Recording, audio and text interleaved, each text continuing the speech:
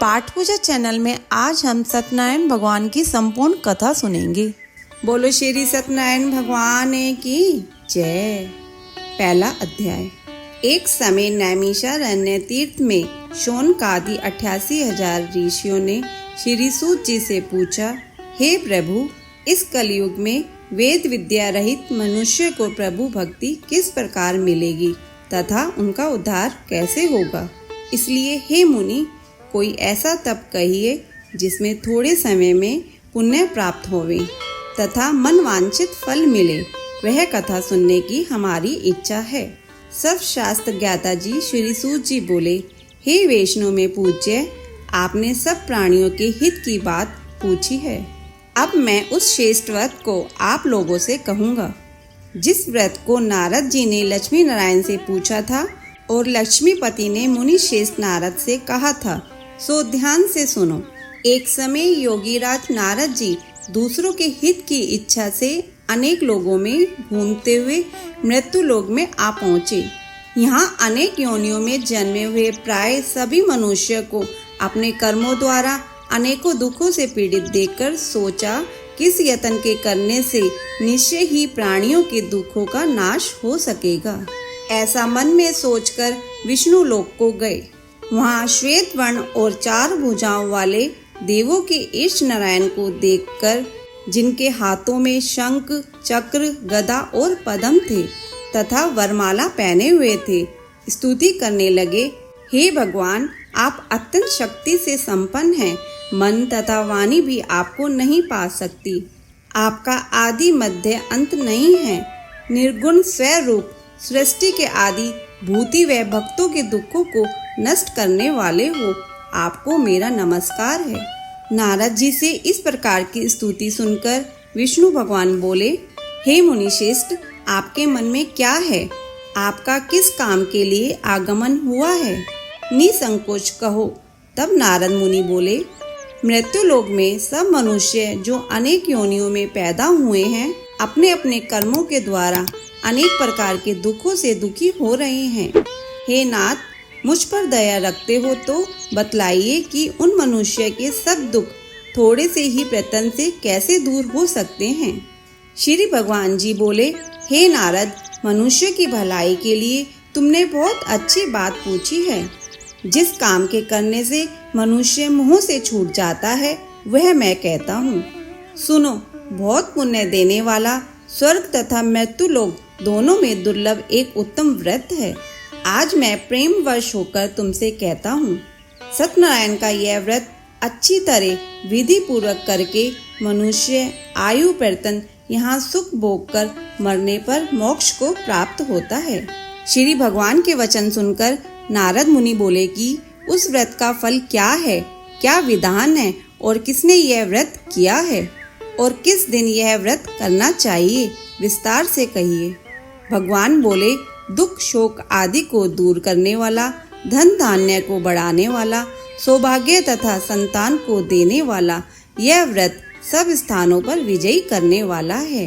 भक्ति और श्रद्धा के साथ किसी भी दिन मनुष्य श्री सत्यनारायण की प्रातः काल के समय ब्राह्मणों और बंधुओं के साथ धर्मपरायण होकर पूजा करे।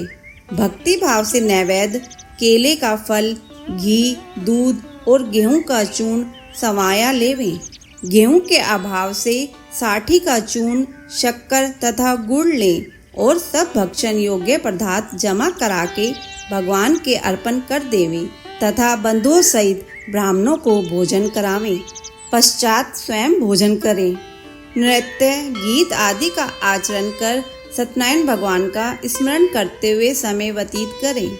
इस तरह व्रत करने पर मनुष्य की इच्छा निश्चय पूरी होती है। विशेषकर कली काल में भूमि पर यही मोक्ष का सरल उपाय है। श्री सत्यनारायण व्रत कथा का प्रथम अध्याय संपूर्ण। बोलो श्री सत्यनारायण भगवान की जय। दूसरा अध्याय।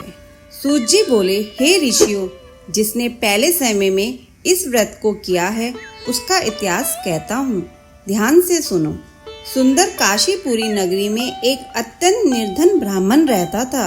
वह भूख और प्यास से बेचैन हुआ नित्य पृथ्वी पर घूमता था।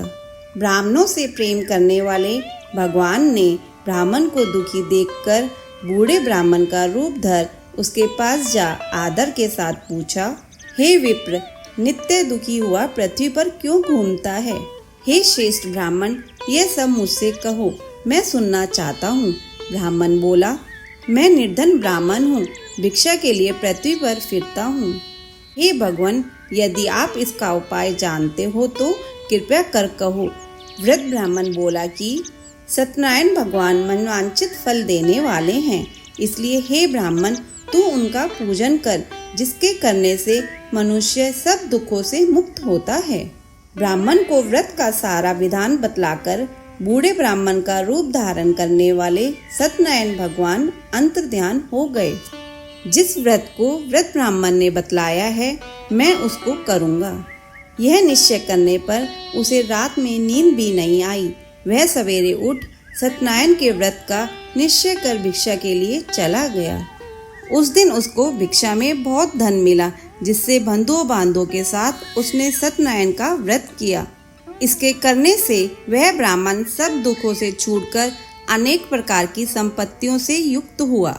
उस समय से वह ब्राह्मण हर मास व्रत करने लगा। इस तरह सत्यनारायण भगवान के व्रत को जो करेगा वह मनुष्य सब दुखों से छूट जाएगा। इस तरह नारद जी से नारायण का कहा हुआ यह व्रत मैंने तुमसे कहा। हे विप्रो, मैं अब और क्या कहूँ? ऋषि बोले, हे मुनीश्वर, संसार में इस ब्राह्मण से सुनकर किस किस ने इस व्रत को किया, हम वह सब सुनना चाहते हैं। इसके लिए हमारे मन में श्रद्धा है। सूत जी बोले, हे मुनियों, जिस जिसने इस व्रत को किया है वह सब सुनो। एक समय एक ब्राह्मण धन और ऐश्वर्य के अनुसार बंधुओं बांधों के साथ व्रत करने को तैयार हुआ।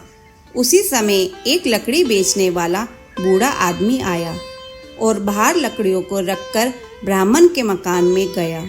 प्यास से दुखी लकड़हारा उनको व्रत करते देखकर ब्राह्मण को नमस्कार कर कहने लगा कि आप यह क्या कर रहे हैं और इसके करने से क्या फल मिलता है, कृपया करके मुझसे कहो। ब्राह्मण ने कहा, सब मनोकामनाओं को पूरा करने वाला यह सत्यनारायण भगवान का व्रत है। इसकी ही कृपा से मेरे यहाँ धन धान्य आदि की वृद्धि हुई है। ब्राह्मण से इस व्रत के बारे में जानकर लकड़हारा बहुत प्रसन्न हुआ। चरणामत ले और प्रसाद खाने के बाद अपने घर को गया। लकड़हारे ने अपने मन में इस प्रकार का संकल्प किया कि आज ग्राम में लकड़ी बेचने से जो धन मिलेगा उसी से सत्यनारायण देव का उत्तम व्रत करूंगा। यह मन में विचार कर वह बूढ़ा आदमी लकड़ियां अपने सिर पर रखकर जिस नगर में धनवान लोग रहते थे वह ऐसे सुंदर नगर में गया। उस रोज वहां पर उसे उन लकड़ियों का दाम पहले दिनों से चौगुना मिला। तब वह बूढ़ा लकड़हारा दाम ले और अति प्रसन्न होकर पक्के केले की पूली, शक्कर, घी, दूध, दही और गेहूं का चूर्ण इत्यादि सत्यनारायण भगवान के व्रत की कुल सामग्रियों को लेकर अपने घर गया। फिर उसने अपने भाइयों को बुलाकर विधि के साथ भगवान जी का पूजन और व्रत किया। उस व्रत के प्रभाव से वह बूढ़ा लकड़हारा धन, पुत्र आदि से युक्त हुआ और संसार के समस्त सुख भोग कर बैकुंठ को चला गया। श्री सत्यनारायण व्रत कथा का दूसरा अध्याय संपूर्ण। बोलो श्री सत्यनारायण भगवान की जय। तीसरा अध्याय। सूत जी बोले, हे श्रेष्ठ मुनियों, अब आगे की कथा कहता हूँ, सुनो। पहले समय में उल्का मुख नाम का एक बुद्धिमान राजा था। वह सत्यवक्ता और जितेंद्रिय था। प्रतिदिन देव स्थानों पर जाता तथा गरीबों को धन देकर उनके कष्ट दूर करता था। उसकी पत्नी कमल के समान मुख वाली और सती साध्वी थी। भृतशीला नदी के तट पर उन दोनों ने श्री सत्यनारायण भगवान का व्रत किया। उस समय में वहाँ एक साधु वैश्य आया। उसके पास व्यापार के लिए बहुत सा धन था। वह नाव को किनारे पर ठहराकर राजा के पास आ गया और राजा को व्रत करते हुए देखकर विनय के साथ पूछने लगा, हे राजन, भक्ति युक्त चित्त से यह आप क्या कर रहे हैं? मेरी सुनने की इच्छा है, सो आप यह मुझे बतलाइए। राजा बोला, हे साधु, अपने बांधुओं के साथ पुत्रादि की प्राप्ति के लिए ये महाशक्तिवान सत्यनारायण भगवान का व्रत व पूजन किया जा रहा है। राजा के वचन सुनकर साधु आदर से बोला, हे राजन, मुझसे इसका सब विधान कहो, मैं भी आपके कथानुसार इस व्रत को करूँगा। मेरे भी कोई संतान नहीं है और इससे निश्चय ही होगी। राजा से सब विधान सुन व्यापार से निर्वत हो वह आनंद के साथ घर गया। साधु ने अपनी स्त्री से संतान देने वाले उस व्रत का समाचार सुनाया और कहा कि जब मेरे संतान होगी तब मैं इस व्रत को करूँगा। साधु ने ऐसे वचन अपनी स्त्री लीलावती से कहे। एक दिन उसकी स्त्री लीलावती पति के साथ आनंदित हो सांसारिक धर्म से प्रवृत्त होकर सत्यनारायण भगवान की कृपा से गर्भवती हो गई तथा 10वें महीने में उसके एक सुंदर कन्या का जन्म हुआ। दिनों दिन वह इस तरह बढ़ने लगी जैसे शुक्ल पक्ष का चंद्रमा बढ़ता है। कन्या का नाम कलावती रखा गया। तब लीलावती ने मीठे शब्दों में अपने पति से कहा कि जो आपने संकल्प किया था कि भगवान का व्रत करूँगा, अब आप उसे करिए। साधु बोला, हे प्रिय, इसके विवाह पर करूँगा।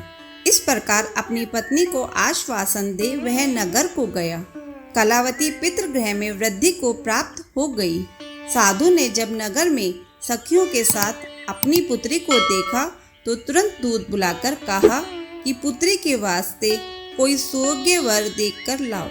साधु की आज्ञा पाकर दूत कंचन नगर पहुंचा और वहां पर बड़ी खोज कर देखभाल कर लड़की के लिए सुयोग्यवाणिक पुत्र को ले आया। उस सुयोग्य लड़के को देखकर साधु ने अपने बंधु बांधवों सहित प्रसन्नचित अपनी पुत्री का विवाह उसके साथ कर दिया। किंतु दुर्भाग्य से विवाह के समय भी उस व्रत को करना भूल गया। तब श्री भगवान क्रोधित हो गए और श्राप दिया, तुम्हें दारुण दुख प्राप्त होगा। अपने कार्य में कुशल साधु बनिया जमाता सहित समुद्र के समीप स्थित रतनपुरक नगर में गया और वहां दोनों ससुर जमाई चंद्रकेतु राजा के उस नगर में व्यापार करने लगे। एक रोज भगवान सत्यनारायण की माया से प्रेरित कोई चोर राजा का धन चुराकर भागा जा रहा था, किंतु राजा के दूतों को आता देखकर चोरों ने घबराकर भागते हुए राजा के धन को वहीं चुपचाप रख दिया जहां वो ससुर जमाई ठहरे हुए थे। जब दूतों ने उस साधु वैश्य के पास राजा के धन को रखा देखा तो वे दोनों को बांधकर ले गए और प्रसन्नता से दौड़ते हुए राजा के समीप जाकर बोले, यह दो चोर हम पकड़कर लाए हैं, देखकर आज्ञा दे। तब राजा की आज्ञा से उनको कठोर कारावास में डाल दिया गया और उनका सब धन छीन लिया। सत्यनारायण भगवान के श्राप द्वारा उनकी पत्नी भी घर पर बहुत दुखी हुई और घर पर जो धन रखा था चोर चुरा कर ले गए। शारीरिक व मानसिक पीड़ा तथा भूख प्यास से अति दुखित हो अन्न की चिंता में कलावती एक ब्राह्मण के घर गई। वहां उसने सत्यनारायण भगवान का व्रत होते देखा। फिर कथा सुनी तथा प्रसाद ग्रहण कर रात को घर आई। माता ने कलावती से कहा, हे पुत्री, अब तक कहाँ रही? वह तेरे मन में क्या है? कलावती बोली, हे माता, मैंने एक ब्राह्मण के घर श्री सत्यनारायण भगवान का व्रत देखा है। कन्या के वचन सुनकर लीलावती भगवान के पूजन की तैयारी करने लगी। लीलावती ने परिवार और बंधुओं सहित श्री सत्यनारायण भगवान का पूजन किया और वर मांगा कि मेरे पति और दामाद शीघ्र आ जावें। साथ ही प्रार्थना की कि हम सबका अपराध क्षमा करो। सत्यनारायण भगवान इस व्रत से संतुष्ट हो गए और राजा चंद्रकेतु को सपने में दर्शन देकर कहा, हे राजन, दोनों वैश्यों को प्रातः ही छोड़ दो और उनका सब धन जो तुमने ग्रहण किया है दे दो, नहीं तो मैं तेरा धन, राज्य, पुत्र आदि सब नष्ट कर दूंगा। राजा से ऐसे वचन कहकर भगवान अंतर्ध्यान हो गए। प्रातःकाल राजा चंद्रकेतु ने सभा में अपना सपना सुनाया। फिर दोनों वाणिक पुत्रों को कैद से मुक्त कर सभा में बुलाया। दोनों ने आते ही राजा को नमस्कार किया। राजा मीठे वचनों से बोला, हे महानुभाव, भाविवश ऐसा कठिन दुख प्राप्त हुआ है, अब तुम्हें कोई भय नहीं। ऐसा कहकर राजा ने उनको नए नए वस्त्राभूषण पहनाए तथा उनका जितना धन लिया था उससे दुगना धन देकर आदर सहित विदा किया। दोनों वैश्य अपने घर को चल दिए। श्री सत्यनारायण व्रत कथा का तीसरा अध्याय संपूर्ण। बोलो श्री सत्यनारायण भगवान की जय। चौथा अध्याय। सूत जी बोले, वैश्य ने मंगलाचार करके यात्रा आरंभ की और अपने नगर को चला। उनके थोड़ी दूर निकलने पर दंडी वेशधारी ने सत्यनारायण से उनसे पूछा, हे साधु, तेरी नाव में क्या है? अभिमानी वणिक हंसता हुआ बोला, हे दंडी, आप क्यों पूछते हो? क्या धन लेने की इच्छा है? मेरी नाव में तो बेल और पत्ते भरे हैं। वैश्य का कठोर वचन सुनकर भगवान ने कहा, तुम्हारा वचन सत्य हो। दंडी ऐसा कहकर वहां से दूर चले गए और कुछ दूर जाकर समुद्र के किनारे बैठ गए। दंडी के जाने पर वैश्य ने नित्य क्रिया करने के बाद नाव को ऊंची उठी देखकर अचंभा किया और नाव में बेल पत्ते आदि देखकर मूर्छित हो जमीन पर गिर पड़ा। फिर मूर्छा खुलने पर अत्यंत शोक प्रकट करने लगा। तब उसका दामाद बोला कि आप शोक न करें, ये दंडी का श्राप है। अतः उनकी शरण में चलना चाहिए, तभी हमारी मनोकामना पूरी होगी। दामाद के वचन सुनकर दंडी के पास पहुंचा और अत्यंत भक्ति भाव से नमस्कार करके बोला, हे भगवान, आपकी माया से मोहित ब्रह्मा आदि भी आपके रूप को नहीं जानते, तब मैं अज्ञानी कैसे जान सकता हूँ? आप प्रसन्न होइए, मैं सामर्थ्य के अनुसार आपकी पूजा करूँगा। मेरी रक्षा करो और पहले के समान नौका में धन भर दो। उसके भक्ति युक्त वचन सुनकर भगवान प्रसन्न हो उसकी इच्छा अनुसार वर देखकर अंतर्ध्यान हो गए।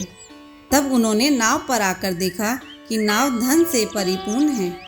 फिर वह भगवान सत्यनारायण का पूजन कर साथियों सहित अपने नगर को चला। अब अपने नगर के निकट पहुंचा, तब दूत को घर भेजा। दूत ने साधु के घर जा उसकी स्त्री को नमस्कार कर कहा कि साधु अपने दामाद सहित इस नगर के समीप आ गए हैं। ऐसा वचन सुन साधु की स्त्री ने बड़े हर्ष के साथ सत्यदेव का पूजन कर पुत्री से कहा, मैं अपने पति के दर्शन को चाहती हूँ, तू कार्य पूर्ण कर श्री का। माता के ऐसे वचन सुन कलावती प्रसाद छोड़कर पति के पास गई। प्रसाद की अवज्ञा के कारण सत्यदेव ने रुष्ट हो गए। उसके पति को नाव सहित पानी में डुबा दिया। कलावती अपने पति को न देखकर रोती हुई जमीन पर गिर गई। इस तरह नौका को डूबा हुआ तथा कन्या को रोता देख साधु दुखित होकर बोला, हे प्रभु, मुझसे या मेरे परिवार से जो भूल हुई है उसे क्षमा करो। उसके दीन वचन सुनकर सत्यदेव प्रसन्न हो गए और आकाशवाणी हुई, हे साधु, तेरी कन्या मेरा प्रसाद को छोड़कर आई है, इसलिए इसका पति अदृश्य हुआ है। यदि वह घर जाकर प्रसाद खाकर लौटे तो इसे पति अवश्य मिलेगा। ऐसी आकाशवाणी सुनकर कलावती ने घर पहुंचकर प्रसाद खाया। फिर आकर पति के दर्शन किए। तत्पश्चात साधु ने बंधुओं बांधुओं सहित सत्यदेव का विधि पूर्वक पूजन किया। उस दिन से वह पूर्णिमा को सत्यनारायण भगवान का पूजन करने लगे। फिर इस लोक का सुख भोगकर अंत में स्वर्ग लोक को गया। श्री सत्यनारायण व्रत कथा का चौथा अध्याय संपूर्ण। बोलो श्री सत्यनारायण भगवान की जय। पांचवा अध्याय। सूत जी बोले, हे ऋषियों, मैं और भी कथा कहता हूँ, सुनो। प्रजा पालन में लीन त्वनध्वज नाम का एक राजा था। उसने भी भगवान का प्रसाद त्याग कर बहुत दुख पाया।